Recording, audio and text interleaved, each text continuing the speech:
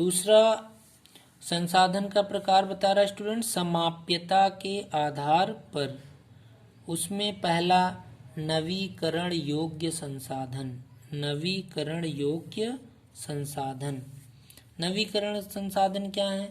भौतिक, रासायनिक या यांत्रिक प्रक्रियाओं द्वारा नवीकृत या पुनः उत्पन्न किया जा सकने वाला संसाधन नवीकरण योग्य अथवा पुनः पूर्ति योग्य संसाधन कहलाता है।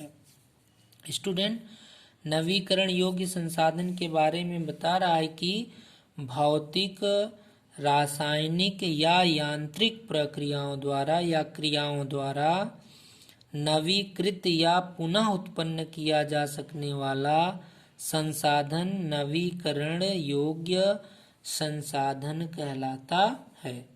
उदाहरण के लिए पवन ऊर्जा, ज्वारीय ऊर्जा, सौर ऊर्जा, भूतापीय ऊर्जा, जल, वन व वन्य जीवन को नवीकरण योग्य संसाधन में शामिल किया जा सकता है।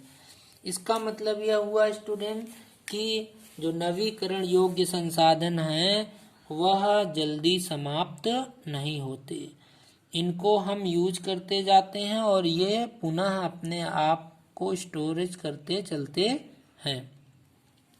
हवा है, पवन ऊर्जा कर रही है। हवा है, हवा जब जब चलेगी हमें पवन ऊर्जा प्राप्त होगी। हवा जब जब चलेगी हमें पवन ऊर्जा प्राप्त होगी। सौर ऊर्जा कह रहा है सूरज जब जब रोशनी देगा वहां से हमें सौर ऊर्जा प्राप्त होगी। तो यही है नवीकरण योग्य संसाधन, यानी इन्हें हम पुनः दोबारा प्राप्त कर सकते हैं। दूसरा स्टूडेंट अनवीकरण योग्य संसाधन। अनवीकरण योग्य संसाधन ये क्या होते हैं स्टूडेंट? एक लंबे भूवैज्ञानिक अंतराल में, एक लंबे भूवैज्ञानिक अंतराल में इन संसाधनों का विकास होता है। इन मीन्स किनका? अनवीकरण योग्य संसाधन का। एक लंबे भूवैज्ञानिक अंतराल में, बहुत लंबा समय के बाद इनका विकास होता है स्टूडेंट। खनिज और जीवाश्म ईंधन इस प्रकार के संसाधनों के उदाहरण हैं।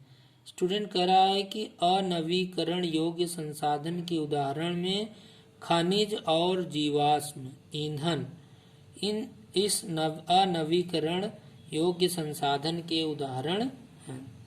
इनके बनने में लाखों वर्ष लग जाते हैं। कह रहा अनवीकरण योग्य संसाधन बनने में लाखों वर्ष लग जाते हैं।